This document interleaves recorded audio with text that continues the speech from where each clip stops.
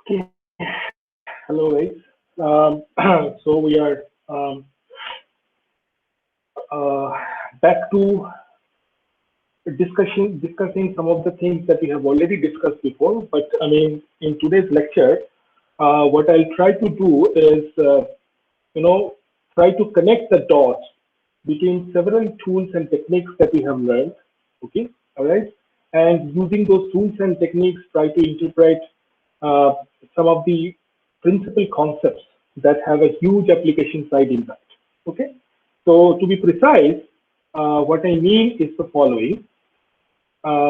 As promised, I will talk about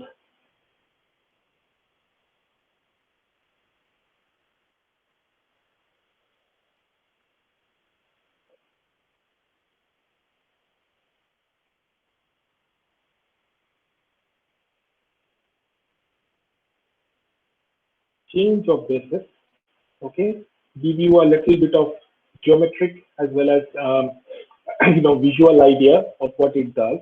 Okay, and then circle it back to eigenvalues,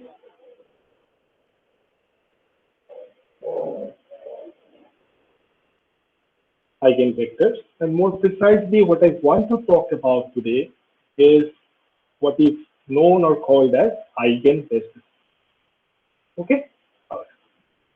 So you know change of basis that I might have more than one basis, right? And I would like to switch between those two bases, like so move from one representational system to another representational system.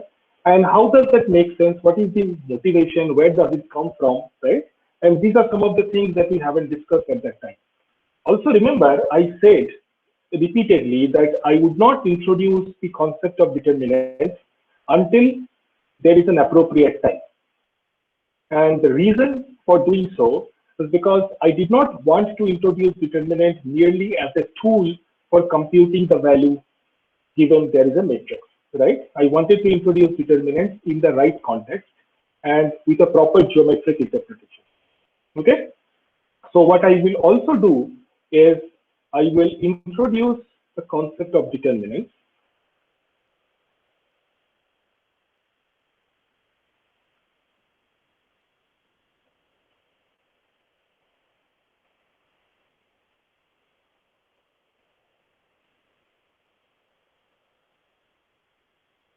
Not from a computational point of view. I mean, I'm not interested to compute determinants of large matrices. Okay, all right. But how it is actually related to things with eigenbasis, right? Okay, and back to the change of it. All right. Okay. So let's begin. Right. I mean, so I will represent two different systems, right? Two different coordinate systems, right? I'll call it system A, which is my system, right? And I will define another system, another coordinate system, which is perhaps, let's see, um, maybe I'll pick one of you, right? Okay, so I see someone has a profile picture, Parmesh. So I'll just, name this as a Parmesh.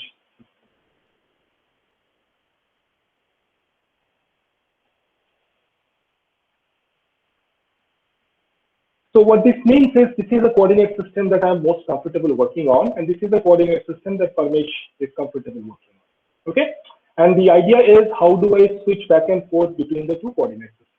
Okay, all right. So as you know, I mean, the notion of a notion of a vector is typically a directed line segment, right? Okay, but in lower dimensions, a vector can be represented using, I mean, visually represented using a coordinate geometry, right? Okay, so if I have some vector, right, I mean, which I move around 3 units to the right, okay, all right, and then about 2 units up, okay, all right. So what I will have is a representation of a vector All right, and let me call this vector as a vector B. Okay. However, the way I represent this particular vector B, which can also be written in this way, is nothing but I have the unit vector I and the unit vector J, right? Okay. So what I typically do is I scale the unit vector I by 3 units, scale the unit vector J by 2 units. Okay. In the sense that I am representing this vector 3, 2 as a linear combination of the standard basis vectors in my coordinate system. Okay. So here I have defined a standard basis, right? Or let me call this my basis.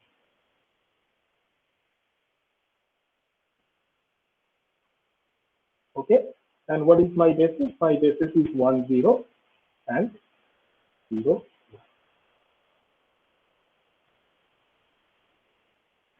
Okay, now you think about this.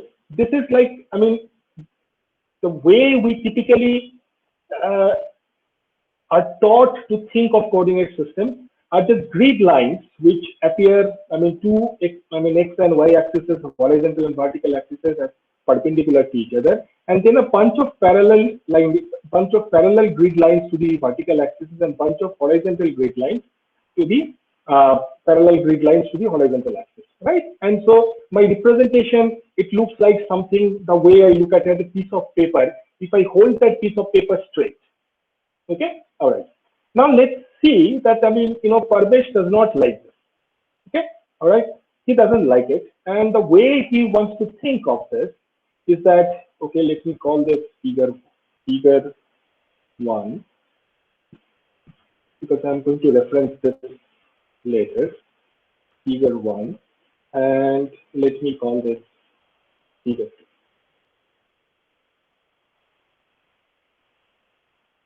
Okay, so what Parmesh wants to do is that he wants to, represent things slightly differently, which means he wants to, tilt the entire thing slightly to the left. Okay, so what I see as 1, 0, if you tilt it slightly to the left, then the axis represented by the unit vector J will also be tilted slightly to the left, and everything gets tilted, right?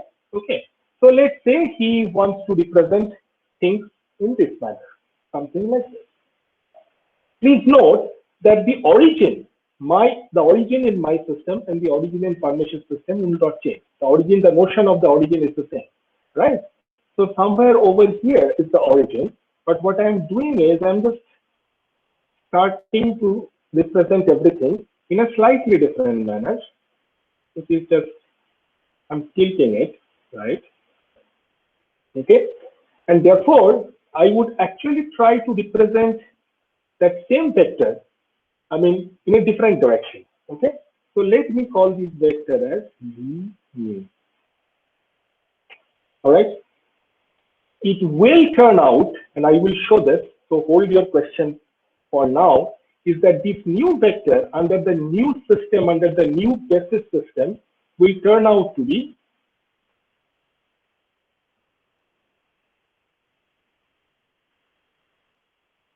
-5/3 and -1/3.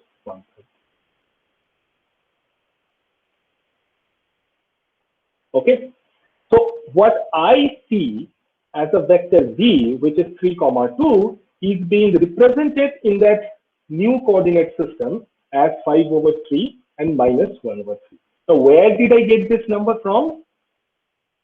I will explain that. You will see it, right? But wait. So this is sort of a transformation via linear algebra. Okay, so this is a sort of a transformation via linear algebra, right?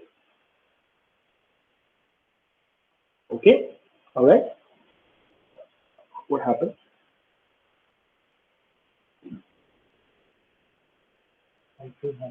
No. All right. This is transformation via linear algebra. Okay.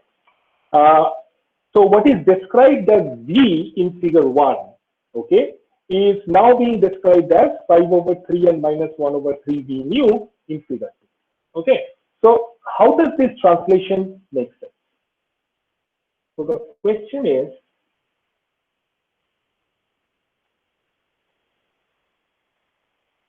how does this translation?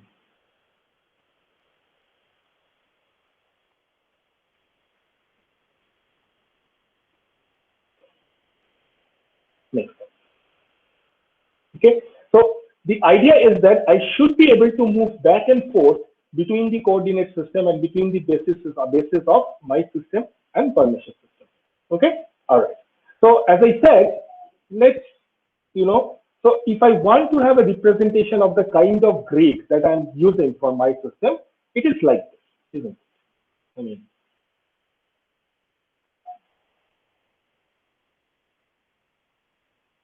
somewhere over here is the origin, right? Okay, and I'll have a bunch of parallel grid lines. Sorry.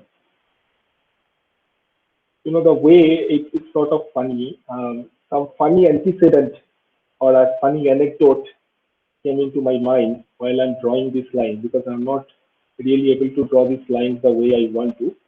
Uh, uh, these days, you guys are equipped with all kinds of stuff. When I was a high school student, um, I mean, we had to prove a lot of geometric properties and identities, right? And we had to draw. I mean, the kind of things that I'm drawing now. So a handheld board, right? I mean, sort of a miniature version of the engineering drawing boards that you guys have used in the first year, maybe, right? These are handheld boards that you use to hold the answer paper, flip it and then write. So typically, that handheld board has two sides. One is the smooth side, and the other one is the rough side. Okay. So in the rush of finishing up the paper, you have to flip the answer sheet because it has multiple pages and all that. So what happened was, I did not notice that I sort of flipped the answer paper, the page that I was writing on, onto the rough side of the board, right? And naturally, what happened was, when I was drawing a picture, in fact, I was trying to draw a perpendicular in order to prove something. And that came out something like this. It's like a not really a perpendicular line, but something like this, right? And I realized it. Okay. And then I finished the proof, and then I went back to the picture that I had drawn, and I wrote that, please read this line as a perpendicular line to the horizontal axis. Okay, because I was lazy enough to flip it back to the smooth side of the board and redraw the picture and rewrite everything.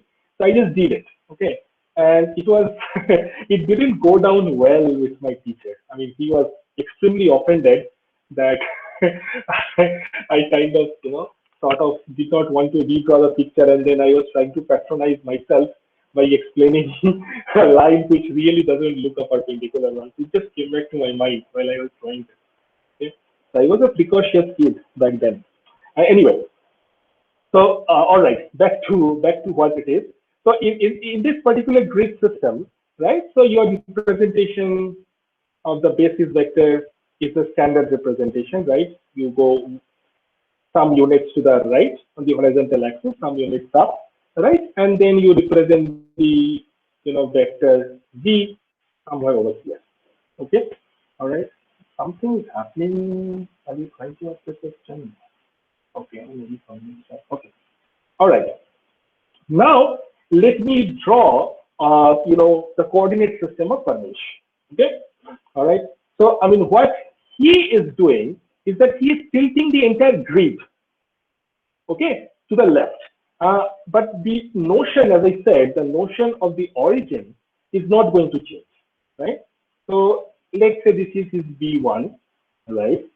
And this is his V2, right? And this is his V mu. But now what will happen is that your grid lines, one second, your grid lines have to be aligned accordingly.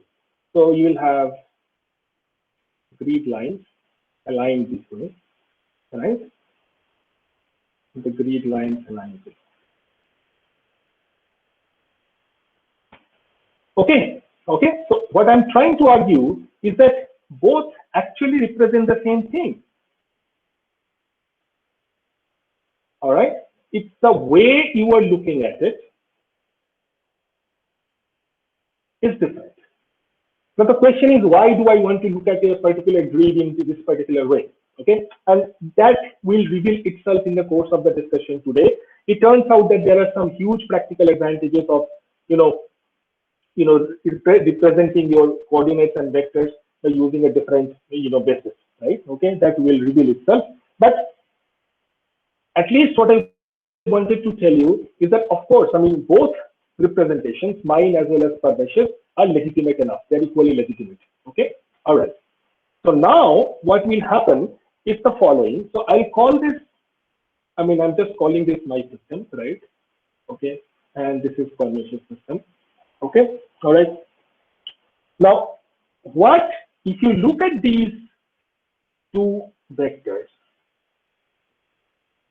B1, like the aligned one, and B2, and if you really want to represent these two vectors in my system, it will turn out that these two are sort of like this, right? I mean,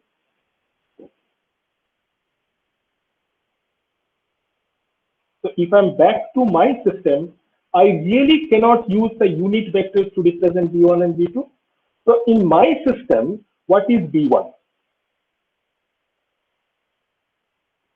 B1 is sort of like 2, 1, right? And B2 is sort of -1, 1.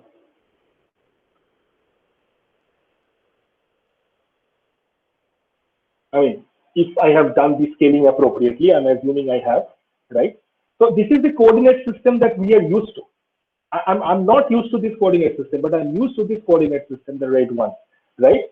But, so this is system A, my system, right? So this is system A. But in system B, however, this B1 and B2 are looked at the standard basis vectors, because Parvesh will treat this as standard basis vectors in his system, right? So in system B, the B1 is actually 1, 0. Okay, and B2 is 0. Okay, I'm assuming I have, after tilted, I have slightly scaled something, so that's why these values don't worry about the mismatch of the values, but you get the idea, right? Okay, all right. So the question is, how am I able to express this basis vectors? Okay, am I able to express these basis vectors in terms of these basis vectors and vice versa? Okay, so is there a change of basis somewhere that I can perform so that I can accomplish this, translation in the coordinate access system? Okay, so I will call this in a basis in A, and I will call this on the right hand side as the basis in B. Okay.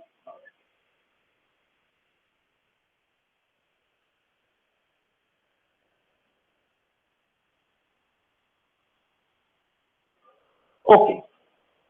So now the idea is, I mean, as I told you that your V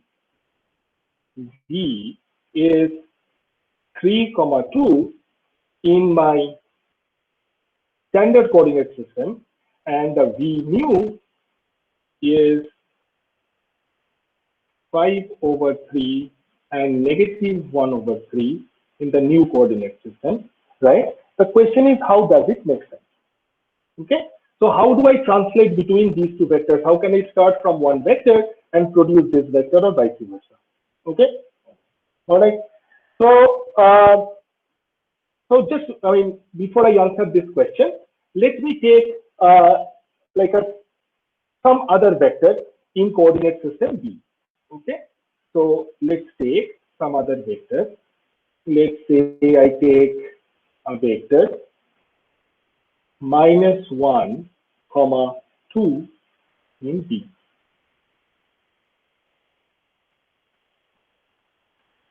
Okay, now, I mean, remember, this is not a vector representation in the coordinate system A. This is a vector representation in Parmesh's system. Okay, so the way Parmesh will interpret this is the following: that I take the B1, right? I take the B1, I multiply it by -1, right? And then I take B2, whatever is the B2 in Pernicious system, and then I multiply it by 2, and then I project it. So somewhere along this direction, right? Okay.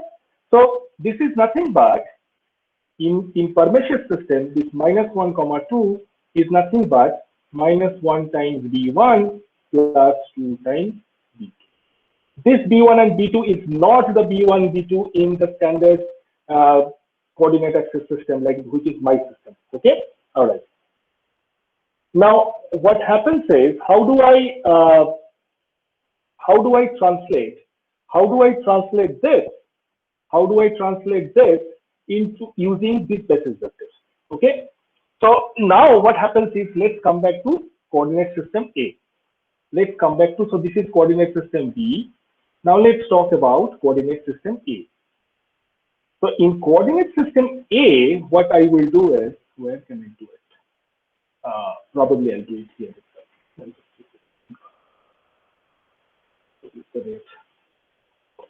So in coordinate system A, in A, what I will do, in A, what is my B1 and what is my B2? In B, my B1 is 1, 0 and B2 is 0, 1, right? But in A, what is my B1 and what is my B2? My B1 is 2, 1 and B2 is -1, 1, right? So if I want to translate this, what I will do is I will multiply this with my basis vectors in A, right? And this, right? And what I will get is the following. I will get what this will be -2, -2, -4, -1 plus 2, 1. So what you see as -1, 2 in B is -4, 1 in B. Okay, so this is how you perform translation of the vectors between the coordinate system. Okay, all right. Now, the question that I would want to ask is that, does this sound familiar? Is this kind of operations? I mean,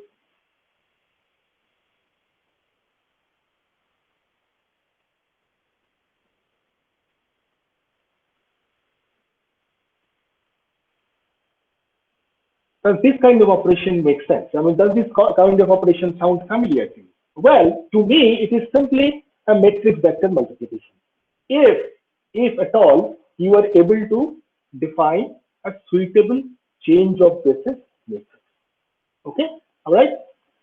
Okay, so what will happen is, please remember that the standard basis vectors in system B is can be used as the columns of your change of basis matrix.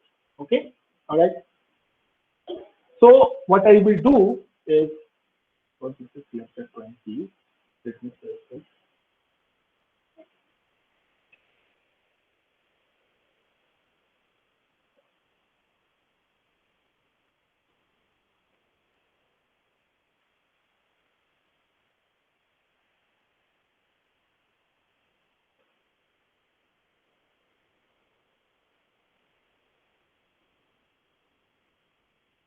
So please remember these vectors, right? Please remember the vectors 2, 1 and -1, 1. Okay, all right.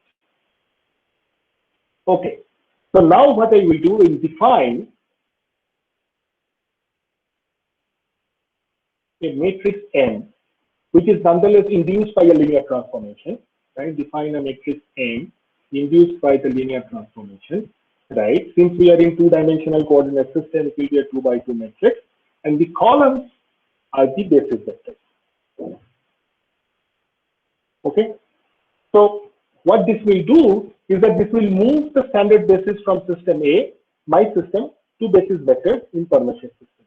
Okay, so we call this the change of basis matrix.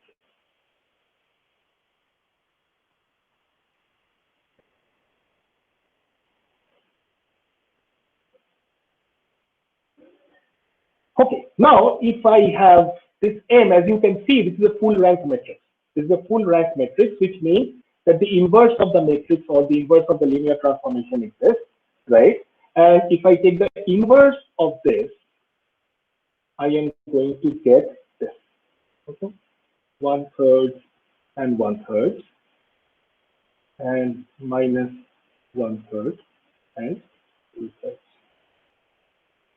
Please recall that in coordinate system A, the vector that I represented as 3, 2, I claimed in the previous whiteboard that when I translate this to Parmesh's coordinate system, it will become 5/3, 5/3 and minus 1/3. Remember this, okay? All right. So what does this M do? What M does is M does the following. It does translate your stuff from coordinate system A to coordinate system B, which is my system and Parmesh's system, right? And then if M does this, what will M inverse do? M inverse will do the opposite, right? Exactly the way an inverse linear transformation operates. An inverse linear transformation. Okay, all right. Okay, so now I come back to my vector in A. Okay, all right. And then, as I said earlier, that this is a matrix vector product. This translation between basis vectors in different coordinate systems is nothing but a matrix vector product. Okay, nothing but a matrix vector product. And if I claim this matrix to be my M, which is the columns of the basis, is 2, 1, minus 1, 1. I operate this matrix with V, which is in my coordinate system A. What am I going to get in the coordinate system B? So 2 times 3 minus 2, which is 4. Sorry. I mean, I'm really sorry. So this would really be the inverse, right? Okay, because we are going from B to A. So what will happen is, this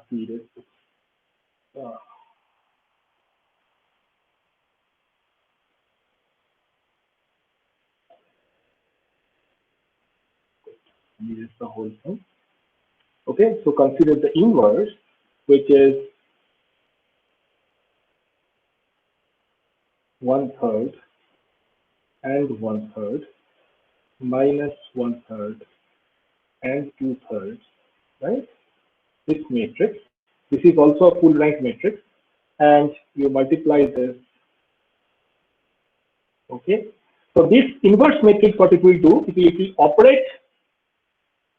It will operate on 3, 2, right? And it will produce the new vector. So this is VA. And if you do this, you will see 1/3 times 3 is 1, and 1/3 times 2 is 2/3. So 1 plus 2/3 is 5/3, right? Minus 1/3 times 2 is minus 1, and 2/3 times 2 is 4. So 4 by 3. So this is 1/3. Okay, all right. Okay. So in the previous whiteboard, I have to make a correction. Please note that because I didn't remember before I actually computed it, that it will be 5/3 and 1/3. So what I wrote mistakenly was 5/3 and minus 1/3. Okay. So now, so this is what? What is this? This is V new, isn't it? Okay. And this is in a vector that is represented using Parmesh's grid. All right. So what really happens is, because you have to think of inverse of matrices as an inverse linear transformation. So you have this system A and you have this system B.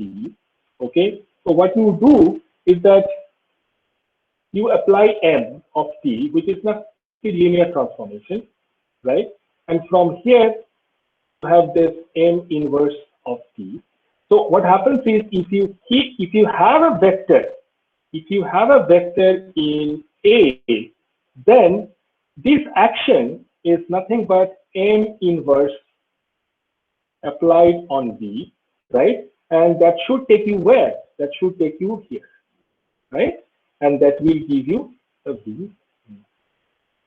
Okay, all right. So that is how you perform the change of basis matrix. Okay, and vice versa. So therefore, what happens is, so M, the matrix, is a basis vectors in B written in the language of A. Translate vectors from Pernicious system to my system, and M inverse exactly does the opposite. Okay, so this is how you sort of translate between vectors. Okay, all right. So now, I mean, this is just the half of it. I'm not there yet, right? Now we consider a linear transformation, okay, which is a 90-degree clockwise rotation. Just consider a linear transformation, okay, all right. So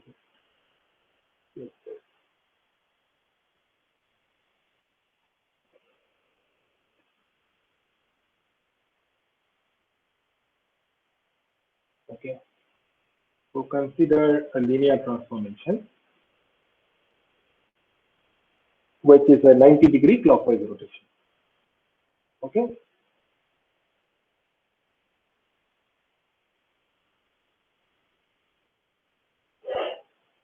So we know that, we know that the matrix of such linear transformation is given as 0, -1, 1, and 0. Okay, we know that. So this is what, but this change of basis, this matrix is tied with the choice of basis vectors in coordinate system A, my system. Okay, all right.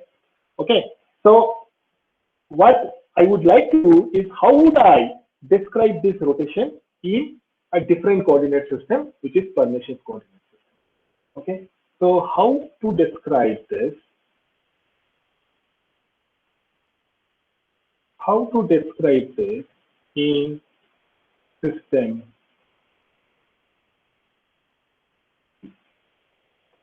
Okay, all right. So what I will do is a set of very simple steps.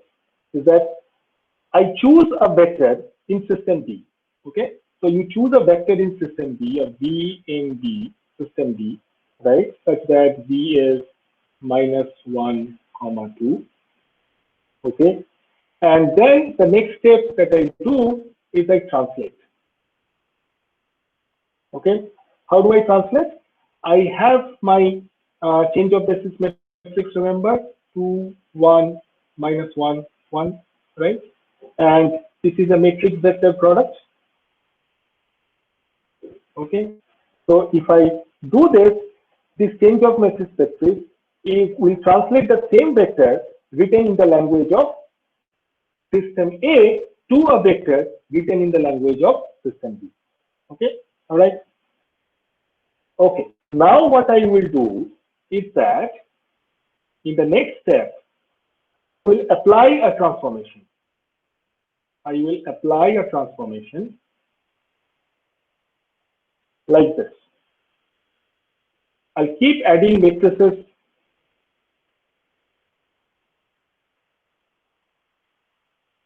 because this is my rotation matrix, right? Okay, and my change of basis matrix is this: 2, -1, 1, and 1, right? And then my vector, right? Okay, and then what I will do in the last step is that I will apply the inverse of the change of basis matrix, right? So apply the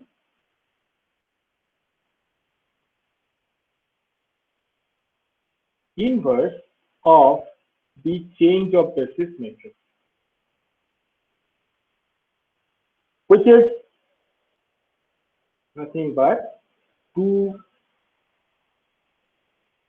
-1, 1, 1. Take the inverse. I'm not computing the inverse at this time, okay? And then the rotation matrix, 0, -1, 1, 0. And then the change of basis matrix itself, which is 2, -1,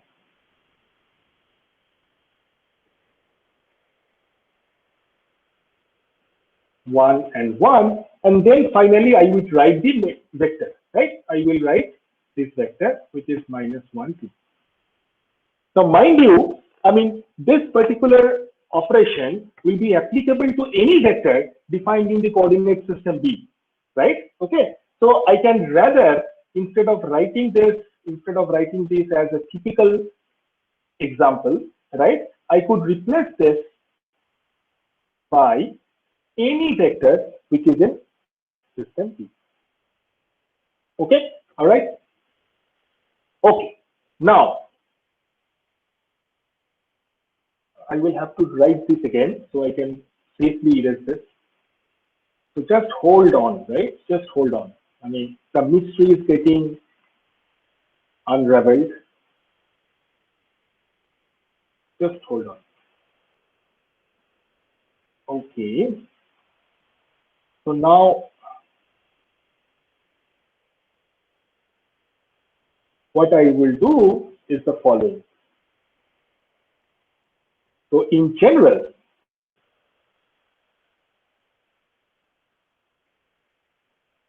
right, I have a matrix, some matrix M inverse, and the rotation matrix, as you have seen, is a diagonal matrix, right? Okay, or rather, I'll write it as A, something like that, and then the M, right? Okay, and then okay, that will perform the change of basis.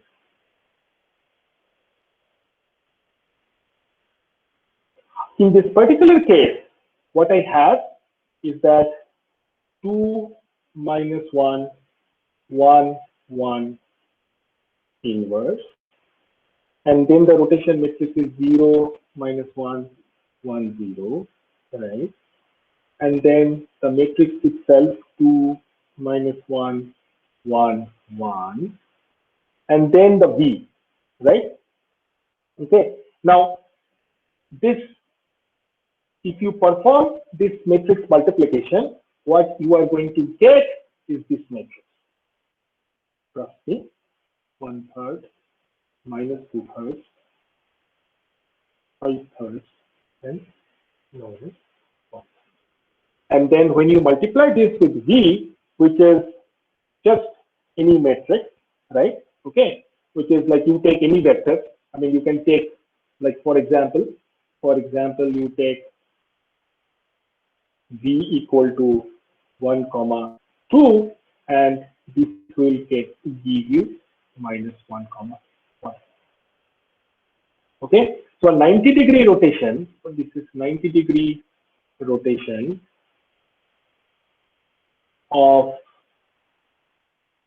1, 2 in Pernicious coordinate system, system D, gives us -1, 1. Okay, all right. But in general, right? Actually, whichever way you write it, it doesn't really matter. In general, what happens is, I mean, I have this kind of a representation, which will do my change of matrix operation. Okay, all right. Okay, so now what will happen is,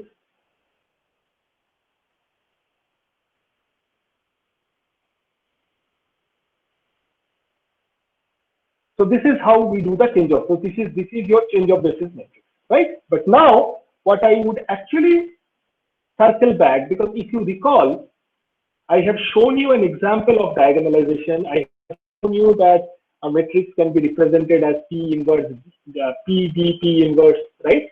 Okay, and then you can exponentiate that matrix if you recall, right? I mean, and at that point of time, I remember a couple of you have asking me questions. Is that, I mean, how is this a change of basis matrix? I also mentioned at that time that the columns of the change of basis matrix would be nothing but your eigenvectors, and the diagonal matrix that you are going to get are nothing but the eigenvalues. Okay, I mean, it's time to connect those with whatever we have seen so far. So let's sort of, refresh our memories. with whatever we have discussed in eigenvalues and eigenvectors very, very quickly is that, so now we are going to talk about eigenbasis, which is a basis vector of eigenvalues, eigenvector, a basis set of eigenvectors. Okay. Now, you know that you have to have linear transformations of this form, right? Okay. And the effect of the linear transformation is this, that you pick a vector v, right, and apply the transformation on this vector, which is nothing but a matrix vector product, okay, which is nothing but a matrix vector product, and assume that your vector is a non-trivial vector. Then what you do is you actually take this here, right? You map this here, okay? Now, this is in the range of C. This belongs to the range of the linear transformation, right? Which is a subspace of the, meaning what? That when I have some vector v, right, okay, and I apply a linear transformation, I produce this another vector, right? Now this vector could be in this direction, it could be in this direction, right? So, and all of this is actually encapsulated by the image space V. So there is no guarantee that the transformed vector will maintain the same direction as the direction of the original vector, right? Okay, so it could fall off the span, right? So, however, there are some special vectors which actually remain on their span, like for example, standard basis vectors, right? I mean, the 1, 0, 0, 1. I mean, you apply a linear transformation, it will remain in their span, right? And there are some special vectors which also, other than the standard basis vectors, which also do not fall off their span, and these special vectors are the eigenvectors. You know this, right? Okay, and they also correspond to eigenvalues. Why? The reason why eigenvectors do not fall off their span is the following. I mean, let's say that V is an eigenvector. Let's say that V is an eigenvector. Then what will happen is the lambda, which is the eigenvalue, right, ensures that your PV equal to lambda V, meaning what? That your end product, that whatever you are getting here, is nothing but a scaled version of the original vector, which means you could either squish it or you could enlarge it. But you are not allowed to fall off the span, or you have to maintain the direction of the original vector, right? So that is the special thing about eigenvectors, and that is ensured by the eigenvalues. These eigenvalues are scalars, right? It could be either greater than 1 or greater than or less than 1, right? Okay. Now, the idea is, therefore, what you know is that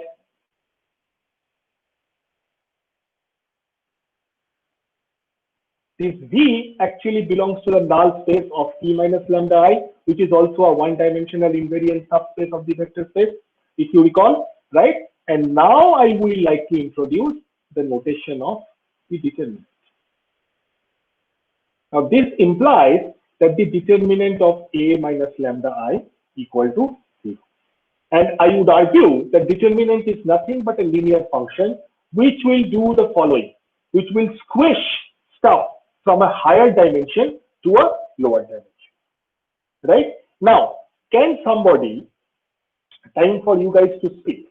Now, can somebody tell me why the determinant of A minus lambda I equal to 0 will help us keeping the eigenvectors in its span? So let me ask the question, why determinant of A minus lambda I equal to 0 helps keep the eigenvectors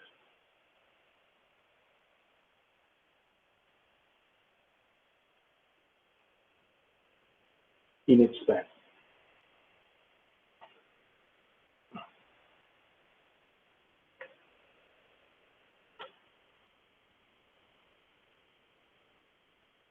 Anyone?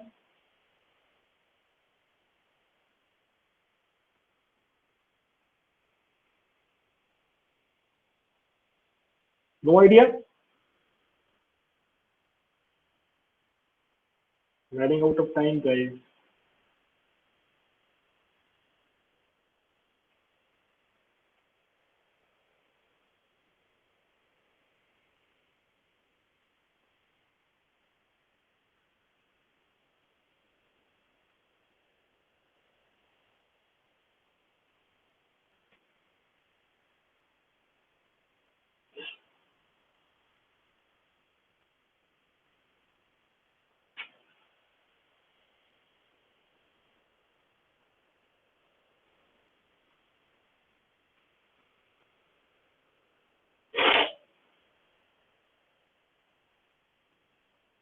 What does a determinant represent geometrically?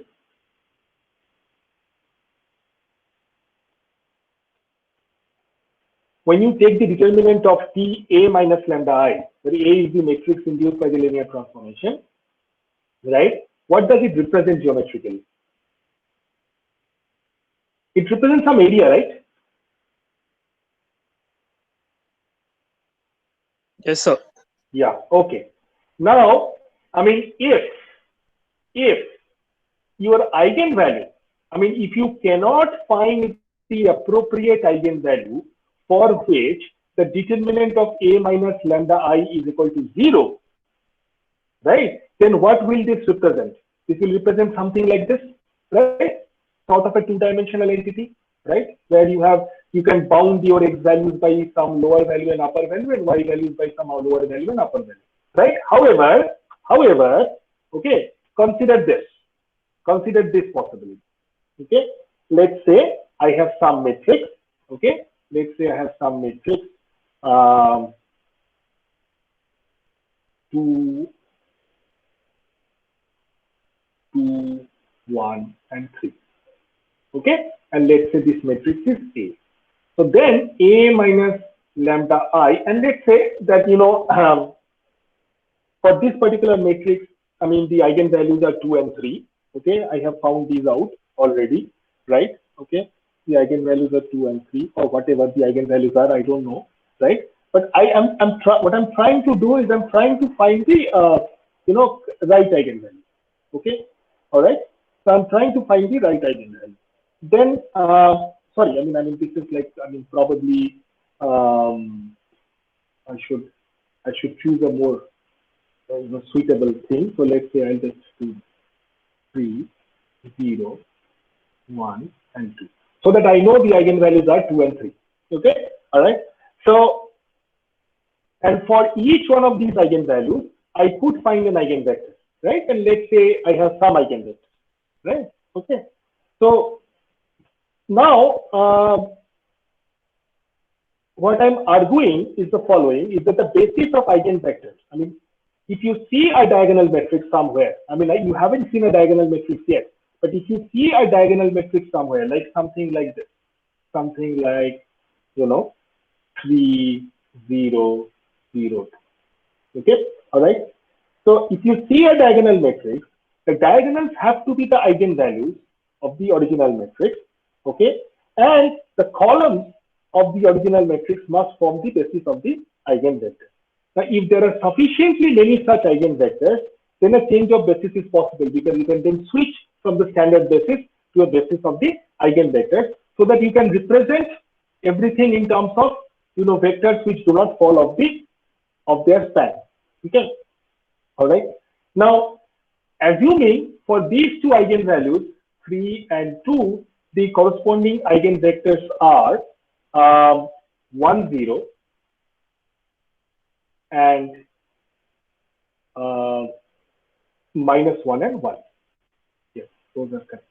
Assuming these are the eigenvectors, B1 and B2. And so naturally, what I will do is that I will form a matrix. As I said, the change of basis matrix must, as their columns, contain the basis of those eigenvectors. Okay, if you want to see a diagonal matrix. Okay, so this is my change of basis matrix. Okay, So this is my change of basis matrix. Now, what I will have is the following. If you remember, I'll just first let me save this because I have to. We are very close to seeing the typical form of a change of basis matrix in the context of diagonalization of matrices. Okay. And then I'll erase this.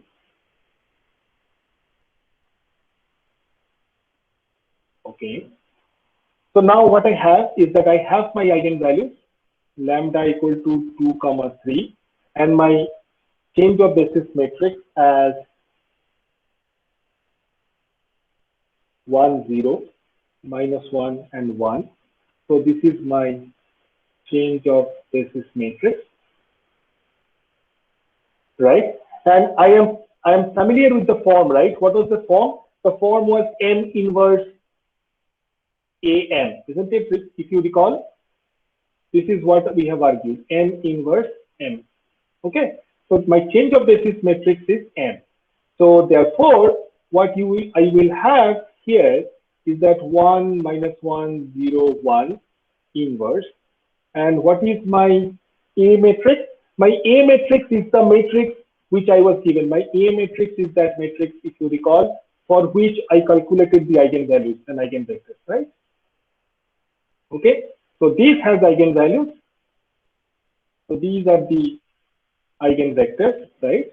And these are the eigenvalues for this matrix. Okay, so this is 3, 1, 0, 2. And here on the right, I have the change of basis matrix itself, 0, 1. You multiply these guys. Okay, so what I'm doing here is I'm using the basis of eigenvectors, using the basis of eigenvectors. Okay, and that guarantees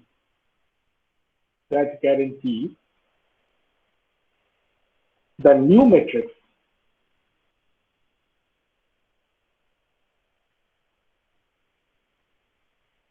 to be diagonal. I mean, this is some sort of an outrageous claim, right? Okay, but as you will see, if you multiply these matrices carefully, you will see that you will end up getting this, which is a diagonal matrix. Not only that, its diagonal elements, 3 and 2, are the eigenvalues of what? Are the eigenvalues of A. Okay, so therefore, let me call this capital G, right? Okay, and I will call this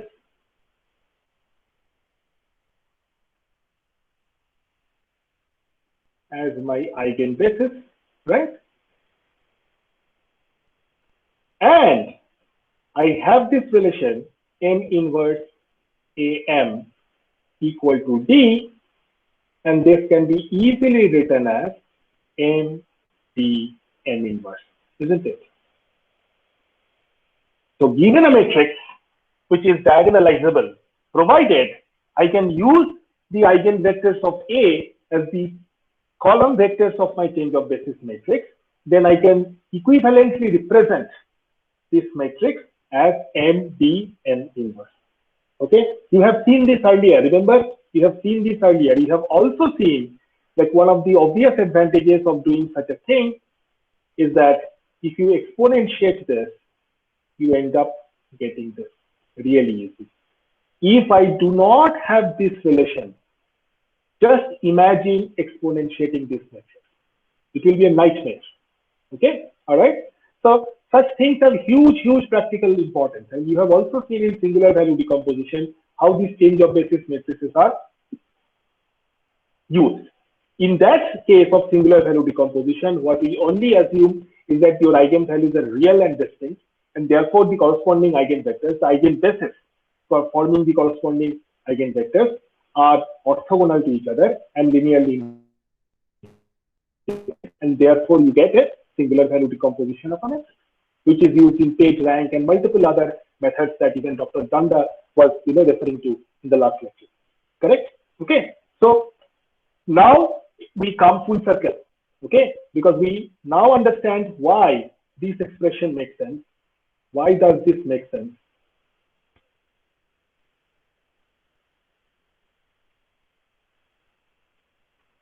Because such a transformation is just a change of basis. So this is just a change of basis transformation that will help you translate things represented by matrix A to things which is represented by the diagonal. Okay, all right. So, I mean, one of the obvious things is, let's say you are trying to rotate a three-dimensional cube, right? I mean, what is the advantage of knowing? What is the advantage of knowing? I mean, this is a question for you. Please try to answer this. What is the advantage of knowing that there are some special vectors? So there are some special vectors which do not fall off one particular axis.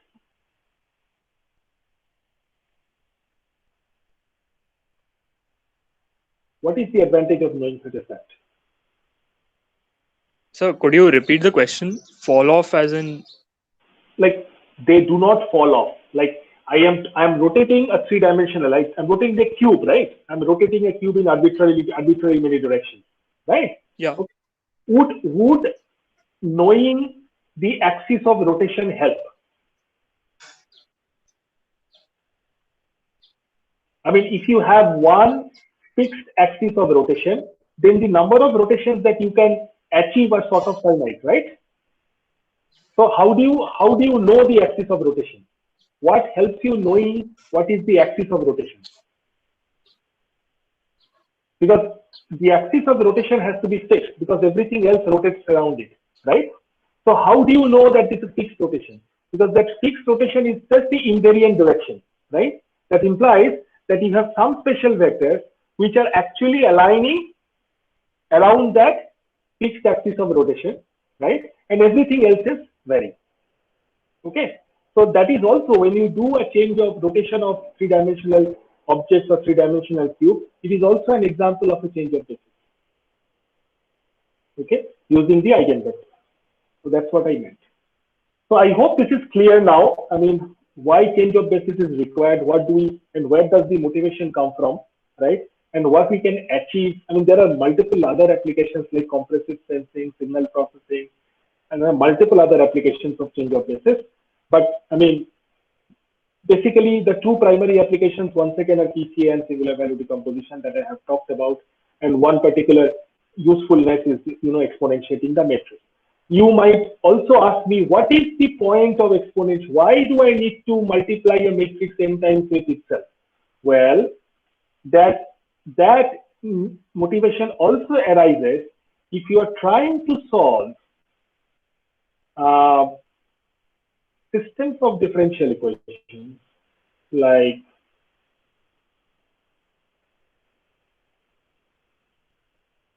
this. Okay. So these are systems of ordinary differential equations which arises in physical and engineering systems a lot. And as you can see, since this is a linear system, you could actually represent this in a manner of speaking.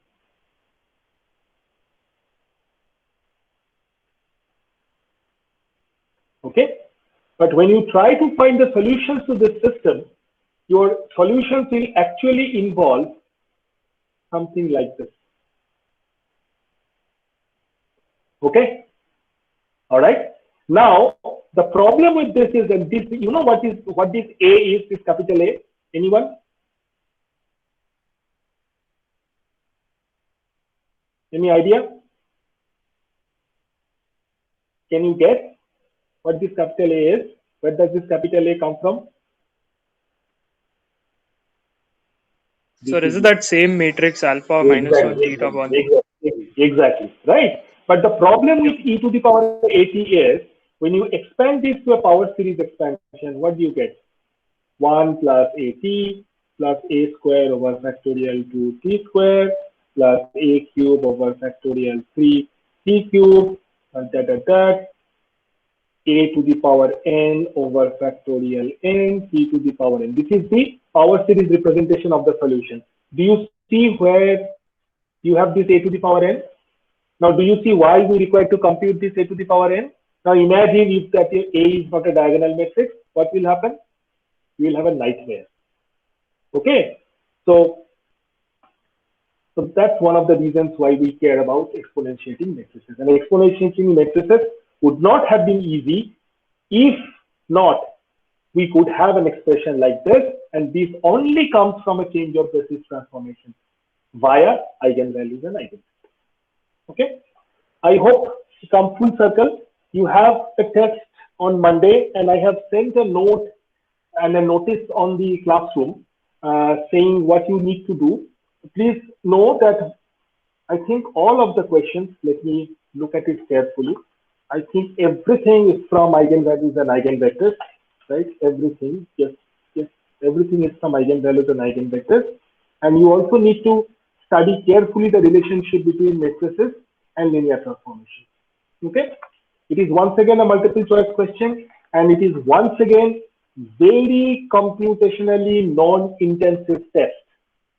So even if you see matrices, you know, I mean, you would know straight away that actually I'm not asking a question which requires a very long computation of the matrix or determinant or anything. Okay, I will be there during the test.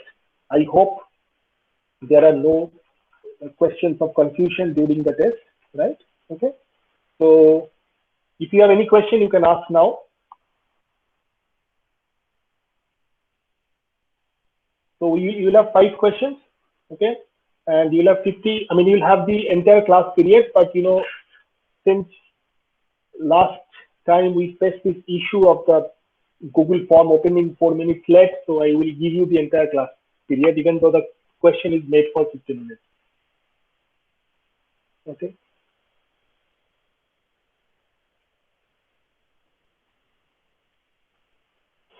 All right, then, if you don't have any questions, then that's it.